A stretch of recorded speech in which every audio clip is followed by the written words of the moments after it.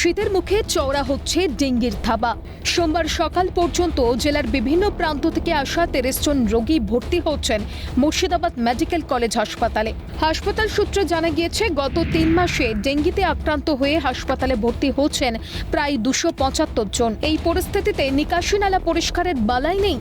হাসপাতালের আনাচে কানাচে নোংরা আবর্জনা স্তূপ, এতেই বাড়ছে আতঙ্ক।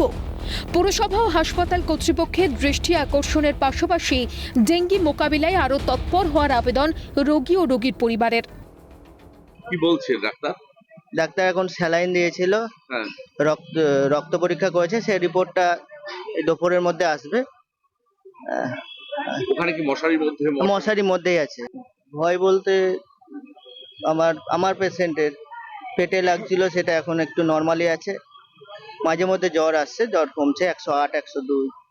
মাননীয় পৌরসভার পৌর প্রধানকে আমরা দৃষ্টি আকর্ষণ করছি এবং হসপিটালের যে সুপার আছেন, তার ইনচার্জ আছেন, তার দৃষ্টি আকর্ষণ করছি যাতে এই এলাকাটা পরিষ্কার পরিচ্ছন্ন হয় এবং মানুষ যাতে সুস্থভাবে জীবনযাপন করতে পারে। সবাই তো এসছি আমরা রোগ নিরাময় করতে, মানে ভালো করে করা যায়, তাহলে মানুষজন এসে যেন সুস্থভাবে বাড়ি ফিরে যেতে পারে। এই মুহূর্তে মুর্শিদাবাদে আক্রান্তের সংখ্যা ৫,০০০-এর গণ্ডি পেরিয়েছে। তবে ২০২৩ সালের নভেম্বর মাসে মুর্শিদাবাদ জেলায় ডেঙ্গি আক্রান্ত রোগীর সংখ্যা ছিল ৯,৪১৫ জন। গতবারের মতো ভয়াবহ আকার ধারণ না করলেও সংক্রমণের নিরিখে শীর্ষে রয়েছে মুর্শিদাবাদ। জেলা স্বাস্থ্য দপ্তরের পরিসংখ্যান অনুযায়ী মুর্শিদাবাদের ২৬টি ব্লকের মধ্যে সতী ২ নম্বর ব্লকে ডেঙ্গি আক্রান্তের সংখ্যা ৬১৮ জন। জেলার মধ্যে যা সর্বাধিক। শামশেরগঞ্জ ব্লকে ডেঙ্গি আক্রান্তের সংখ্যা ৫০০ জন, ডোমকল ব্লকে ৩২৫ জন এবং রানীনগর ১ নম্বর ব্লকে ৩৫০ জন। অন্যদিকে বহরমপুর ব্লকে ২০০ জন ডেঙ্গি রোগীর সন্ধান মিললেও পুরসভা এলাকায় আক্রান্তের সংখ্যা খুবই কম। এদিকে নতুন করে ডেঙ্গির উপদ্রব শুরু হচ্ছে রানীনগর ১ নম্বর ব্লকের চক ইসলামপুর পঞ্চায়েত এলাকায়। সেখানকার বেশ কিছু গ্রামে ডেঙ্গি আক্রান্ত রোগীর সন্ধান পেয়েছে স্বাস্থ্য দপ্তর। ডেঙ্গির প্রকোপ বাড়তেই চক ইসলামপুর টেকারায়পুর গ্রামে ক্যাম্প করে গ্রামবাসীদের রক্তের নমুনা সংগ্রহের কাজ শুরু করেছে স্বাস্থ্য দপ্তর। জেলা স্বাস্থ্য দপ্তর সূত্রে জানা গিয়েছে, এই মুহূর্তে ইসলামপুর গ্রামীণ হাসপাতালে প্রায় ৫০ জন ডেঙ্গি আক্রান্ত রোগী ভর্তি রয়েছেন। গোটা বিষয়টি খতিয়ে দেখতে সোমবার হুয়ের ২ প্রতিনিধি দল এসে পৌঁছয় মুর্শিদাবাদে। সিএমওএইচ সহ স্বাস্থ্য দপ্তরের আধিকারিকদের সঙ্গে দীর্ঘক্ষণ বৈঠক হয়।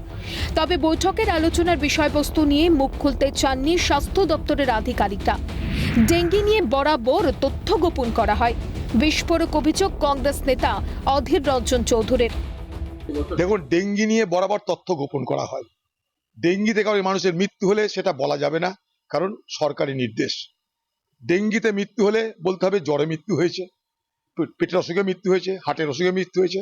এই এক ভয়ঙ্কর ধরনের জোচ্চুরি চলছে যাকে বলে। পাশাপাশি মুর্শিদাবাদের ডোমকল মহকুমাতেও ডেঙ্গি আক্রান্তের সংখ্যা প্রায় ৪০ জন। তারপরেও হেলদোল নেই প্রশাসনের। ঝোপ জঙ্গলে ঢেকেছে চারপাশ। পরিষ্কার পরিচ্ছন্ন রাখার ব্যাপারে কোনো উদ্যোগ নেই ব্লক বা পুরসভার।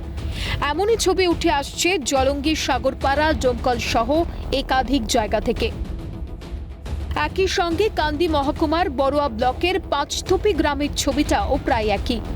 ভেঙে পড়েছে নিকাশি ব্যবস্থা, জমেছে ময়লা আবর্জনা, বালাই নেই পরিষ্কারের, ফলে বাড়ছে মশার উপদ্রব।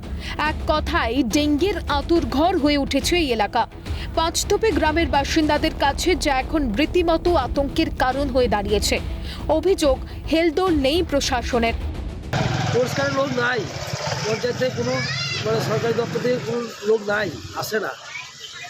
প্রতি সপ্তাহে একজনও আসে না, কোনো গাড়ি টাড়ি আসে না। না না, পঞ্চায়েতের পক্ষ থেকে কোনো কিছু নাই। 15 বছর ধরে, এবছর বলে না, 15 বছর ধরে নাই এই পাড়াতে। মশার উপদ্রব তো বাড়ছে, মশার তো অতিরিক্ত উপদ্রব তো বাড়ছে। তা কি করবো, এরকম ভাবে আমাদের সাময়িকভাবে মেনে নিতে হচ্ছে। জেলায় ডেঙ্গির গ্রাফ ক্রমেই ঊর্ধ্বমুখী।